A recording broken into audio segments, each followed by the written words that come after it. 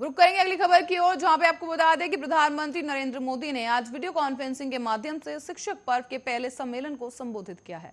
इसी कार्यक्रम के दौरान पीएम मोदी ने शिक्षा क्षेत्र में कई महत्वपूर्ण पहलुओं को भी उनका शुभारंभ किया। साथ ही कार्यक्रम को संबोधित करते हुए पीएम मोदी ने कहा कि कोरोना में शिक्षकों को चुनौतियों का समाधान किया गया है, लेकिन अब शिक्षकों के पास अपनी क्षमताएं आगे बढ़ाने के लिए एक अवसर है। पीएम मोदी ने आगे कहा कि जो आज शिक्षक पर्व के अवसर पर अनेक नई योजनाओं का प्रारंभ हुआ है।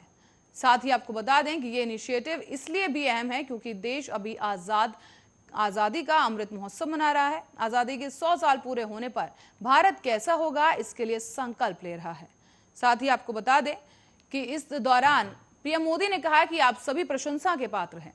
अब हमें इस भागीदारी को एक नए स्तर तक लेकर जाना होगा, हमें इसमें समाज को भी जोड़ना है।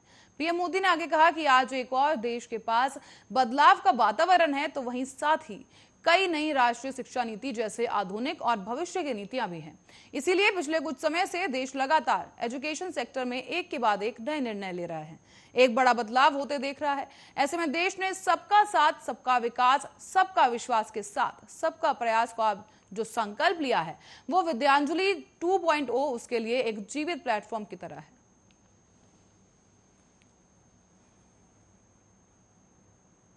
तो वहीं बात करते हैं बिग बॉस शो की, जो कि युवाओं में काफी ज्यादा चर्चित और पॉपुलर शो है। लेकिन आज उस शो की एक ऐसी असलियत सामने आई है जिसने सबको चौंका दिया है।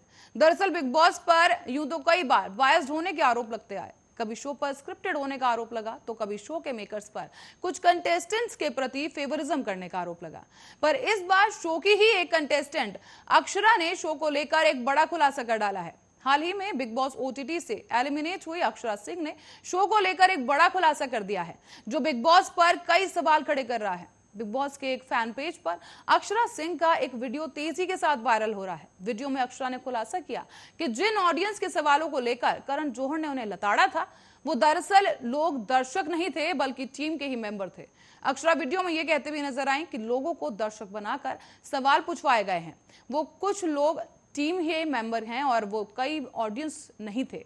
उन लोगों के चेहरे अक्षरा के जाने पहचाने थे, तो एकदम से अक्षरा ब्लैंक हो गई। साथ ही उन्होंने सोचा कि मैंने बोला क्या हो रहा है ये, जब आप अचानक से आप पर कोई चढ़ने लगता है और आप लोगों के सवालों में घिर जाते हैं।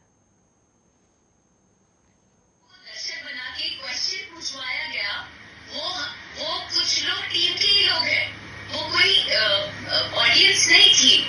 उन लोगों के चेहरे मेरे जाने पहचाने थे, तो मैं एकदम से ब्लैंक हो गई। मैंने बोला ये क्या हो रहा है, जब अचानक से आप पे कोई चढ़ने लगे तो उस समय लगता है कि मैंने तो कुछ किया नहीं। कि जिन साथ ही रुक करेंगे अगली खबर की ओर, जहां सुप्रीम कोर्ट ने अब पेगासस जासूसी मामले पर सुनवाई को 13 सितंबर तक के लिए टाल दिया है। केंद्र सरकार के लिए भी पेश हुए सॉलिसिटर जनरल तुषार मेहता ने इस मामले में एक नया हलफनामा दाखिल करने की बात कही। इसके लिए एक समय का भी आग्रह किया गया है। साथ ही याचिकाकर्ता पक्ष के लिए पेश किए गए वरिष्ठ वकील कपिल सिब्बल ने भी इस बात पर कोई आपत्ति नहीं जताई। इसके चीफ जस्टिस एनवी रमन्ना की अध्यक्षता वाली 3 जजों की बेंच ने केंद्र के अनुरोध को स्वीकार कर लिया है। साथ ही 17 अगस्त को हुई पिछली सुनवाई में कोर्ट ने 2 पन्ने का संक्षिप्त जवाब दाखिल किया था। इसमें उसने मामले की जांच के लिए अपनी तरफ से विशेष कमेटी बनाने का भी प्रस्ताव दिया था। इसी बीच याचिकाकर्ताओं ने इस संक्षिप्त जवाब का विरोध किया था। दरअसल इसके बाद कोर्ट ने सरकार को नोटिस जारी करते हुए कहा था कि वो विचार करे कि उसे और कुछ कहना है या नहीं। कोर्ट सरकार का जवाब देखने के बाद ही आदेश पर विचार करेगी।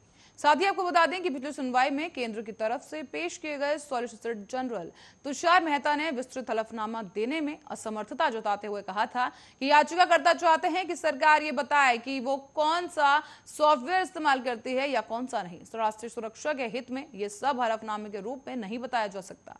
कल को कोई वेबसाइट मिलिट्री उपकरण के इस्तेमाल पर कोई खबर प्रकाशित कर दे तो क्या हम सार्वजनिक रूप से उन सभी बातों का खुलासा करने लगेंगे।